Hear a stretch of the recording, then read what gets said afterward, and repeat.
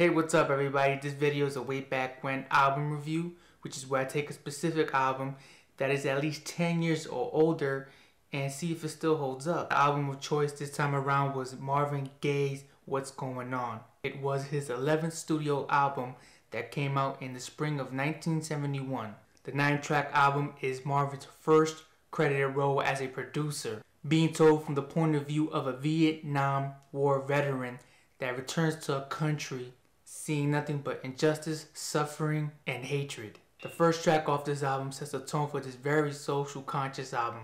The first track, What's Going On, is about Marvin questioning what's going on around him. From the Vietnam War to the major protests that would have violence, I can see many young Americans relating to this song in that time period.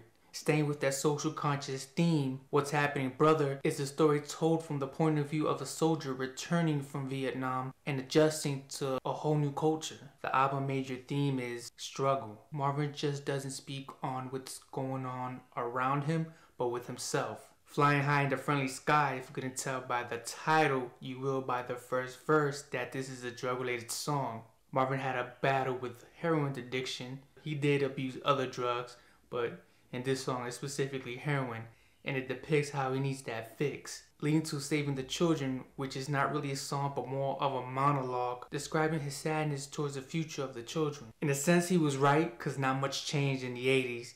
A lot of communities in America just got worse, especially with the crack era. It just devastated a lot of communities here in America. By now you will notice that each track blends into each other. Instead of just stopping abruptly, it smooths in. It just kind of leads off where the last track ended. God Is Love to me is just an interlude to the next song, Mercy Mercy Me, which is just an environmental conscious song. That's pretty much what it is. There is this dramatic ending that I enjoy very much.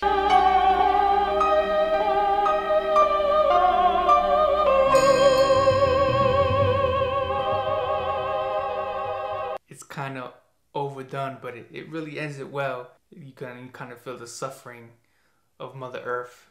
At this point, I came to realize how depressing this album is, and Marvin did a great job in really expressing that depression. The way he orchestrated all the instruments and just really sang these songs. I don't know if I just said that right, but yeah. Marvin switches things up on Right On. It has a strong Latin flavor to it, especially with the flute, which has a strong presence in the beginning and towards the end. In the middle somewhere, it's like R&B-ish. After this 7-minute long track, it gets to the final song called Inner City Blues, which continues and ends with that social consciousness and struggle theme throughout the album. This album was Marvin's departure from really depending on the bigwigs in Motown. He really did a good job, and this album has numerous of accolades. I think in 2003, Rolling Stones named it in the top 10 greatest 500 albums of all time. I mean, it's a great timepiece. This is the definition of a classic. You know, you won't hear too much singing from him, and you really don't need to, because even by this time, you know Marvin Gaye can sing. You know, you really have to kind of just listen to the whole composition of it and how it's constructed. These are how albums were constructed back then. Like the same thing I said in my Beatles album review, Sgt. Pepper. You gotta kind of really put your headphones and listen to the music and just get lost into it. You know, you will feel a little depressed after listening to this album, and you might want to cut your wrists. Don't do that, because I want you to come back and subscribe to this channel and watch more of my videos. I mean, if he makes you feel that way towards the end of the album, then the artist has done his job. So guys, this is the end of the album review and the video. I hope you enjoyed what you saw. Hit that thumbs up if you really did. It helps me a lot.